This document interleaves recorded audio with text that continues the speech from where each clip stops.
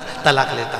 अब सोचो फिर वो चरित्र कहाँ गया कि एक बार अर्जुन, नकुल, सहदेव, युधिष्ठिर सब घूमने निकले, और घूमने निकले तो अर्जुन ने क्या देखा, दो कुएं थे, एक कुआं भरा एक कुआं खाली था, पास पास में एक ही दीवार लगी।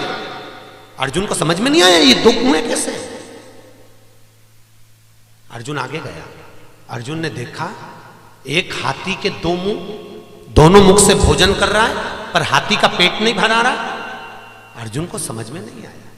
अर्जुन और आगे गया, एक गाय ने बच्चिया को जन्म दिया और गाय बच्चिया का दूध पीने लगी, जिसको जन्म दिया उसी का दूध। अर्जुन को मालूम नहीं। और आगे गया, एक पक्षी जिसके पंख पर राम और श्याम लिखा हुआ था, आकाश मार्ग से उड़ता हुआ आया, पक्षी ने मरा हुआ कुत्ता पड़ा था उसका मांस खाया और भाग गया। अर्जुन को समझ में नहीं आया कि इसके पंख पर राम श्याम लिखा है और ये मरे हुए कुत्ते का मांस खा गया। अर्जुन और आगे गया, आगे जाकर देखा एक बड़ा सा पर्वत लुढ़कते लुढ़कते नीचे आ रहा है, बड़े बड़े वृक्षों को उसने गिरा दिया, पर एक घास के तिनके ने उस पर्वत को रोक दिया, उस पत्थर को रोक दिया। अर्जुन विस्मय में पड़ा था, वहीं से द्वारकाधीश निकल कर जा रहे थे। द्वारकानाथ को रोका, अर्जुन ने पांव पड़कर धोख लगाकर कहा मेरे मन के संशय को मिटाइए, मेरे मन में एक बहुत बड़ा प्रश्न अड़ा हुआ है, मेरे को नींद नहीं आ रही। क्या हुआ?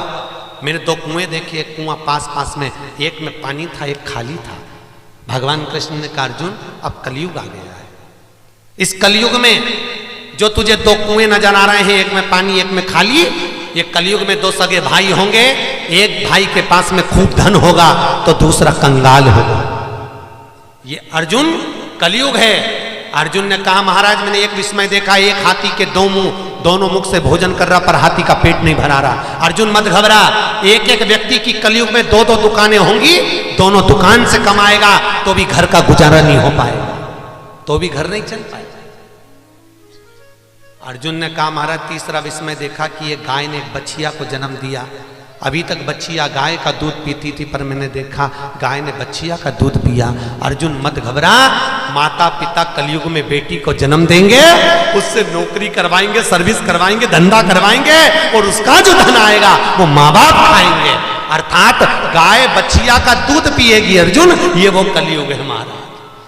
अर्जुन ने कहा एक विस्मय और देखा, एक पक्षी के पंख पर राम और श्याम लिखा था, पक्षी आकाश मार्ग से उड़ता हुआ आया, मरे कुत्ते का मांस खाकर चले गया। अर्जुन मत घबरा, ये कलयुग के पंडा होंगे, राम नाम श्याम नाम की चादर ओढ़े रहेंगे, दिन में पंडित कर्म करेंगे, रात में वेश्यावृत्ति और मदिरापान और मांसाहार करेंगे। अर्जुन ने कहा विस्मय था देखी महाराज, एक विस्मय और देखा, एक बड़े से पहाड़ पे से बड़ा सा पत्थर लुढ़कते हुए आ रहा है, सारे वृक्षों को उसने गिरा दिया पर एक घास के तिनके ने उस पत्थर को रोक दिया। अर्जुन मत घबरा, जब कलयुग रूपी पर्वत लुढ़कते लुढ़कते आएगा, पत्थर लुढ़कते लुढ़कते आएगा, सारे धर्म और शास्त्रों को गिरा देगा, केवल एक शुभ महापुराण रूपी ग्रंथ ऐसा होगा जो कलयुग को ठहरा कर रखेगा। कलयुग आगे नहीं बढ़ सकता। जहां शिव महापुराण की कथा का स्मरण हो वहां कलयुग अग्रण्य नहीं हो सकता। आपको कथा में कहा था, बार बार कहा था, राम कथा में जाना सरल है, शिव कथा में पहुंचना कठिन है।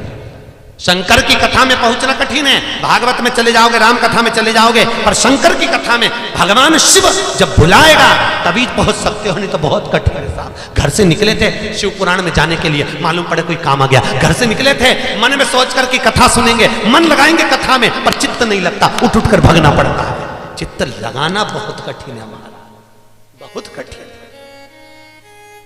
शंकर की कथा में पहुंचना, कथा को सुनना कोई सरल नहीं है साहब। सारी इंद्रियां तुम्हारी शंकर के अधीन हो जाए तब जाकर यह कथा तुम्हारे चित्त तक पहुंचती है महाराज, तब पहुंच पाए। बहुत कठिन है, बहुत कठिन, सहज नहीं है शिव महापुराण। कलिकाल को भी जो ठहरा कर रख दे तो सती